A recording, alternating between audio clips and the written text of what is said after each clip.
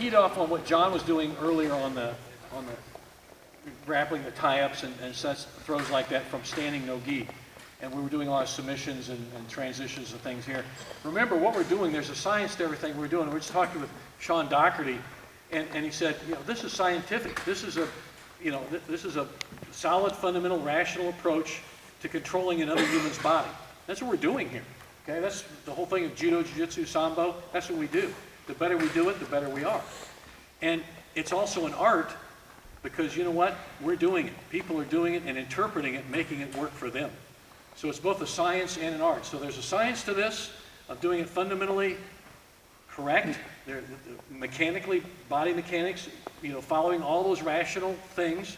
And then also we're making it work for us. That's the artistic part of it because I'm walking around here, we're working on all these moves. I'm seeing every one of you do fundamentally the same move. Mechanically, it's the same thing. But Jim, you're doing different than Harry because you're different body types. You know, that's the way it is. And we make it work for us. And that's the point. What John's been coaching and I've been coaching for years, make it work for you. It's functional. That's the scientific, rational basis, turning into an artistic version where you make it, you know, and again, don't make it because it's pretty. It has to be, beauty's in the eye of the beholder, guys.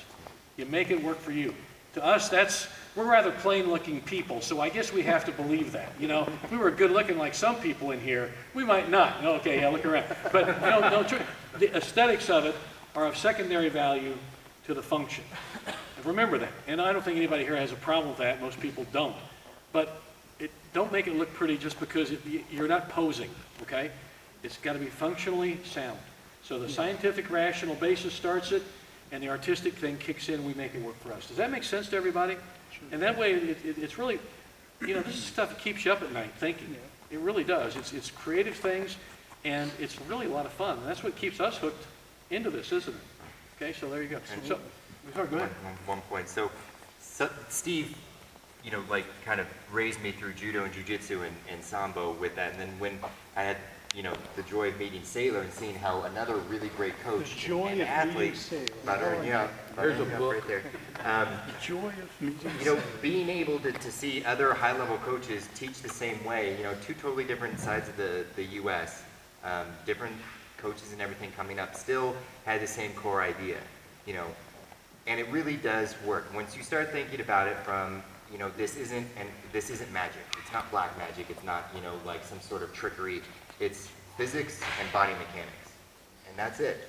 You know, if something isn't working for you, your physics are slightly off, you're not pulling them, you know, you're not, you know, getting enough momentum this way, you're not hooking the right way, you're not applying the lever correctly, or, you know, your body mechanics are slightly off. You know, the flying juji that we were just doing is a great example. If you're not crosswise when you land, you better be very bendy in your hips to be able to get that. If you're not bendy in the hips, get more crosswise. You know, I've seen 300-pound guys that are like 5'11" do that move. You know, nobody would ever say that it's like aesthetically pleasing, but they had just told me 5 minutes before, I can't do this. I'm too big. I'm not bendy. It's not a bendy thing. It should never be a bendy thing. It should never be an athletic thing or a strength thing either. You know, when you get to the higher levels, yeah, sure, that's going to come into play because you're competing. You know, everybody else is bigger, stronger, faster. You know, when you're learning it, it better be about mechanics and it better be about physics and getting it to work for your body. And those of you guys that have competed on a high level, fought on a high level, no matter what the grappling or fighting sport, yeah, athleticism gets you so far, doesn't it? And after that, you really better know your stuff. And you better be tough enough and willing enough to do it. And, you know, being a good athlete will get you maybe at this level. That's great. But after that, you know, that's why some guys make it in the NFL and some guys don't, right? They may be really fast, but they can't play their position well. You know, that's why some guys, when maybe in MMA or judo or sambo, athleticism gets you to so point. You better know your body mechanics, you better know how to apply it. That's what we're talking about. And that's the purpose of John having these camps every year, to teach these skills.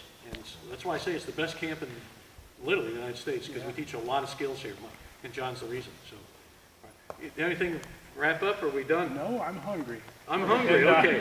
All right. We'll talk much when I'm hungry. So, hey guys, let's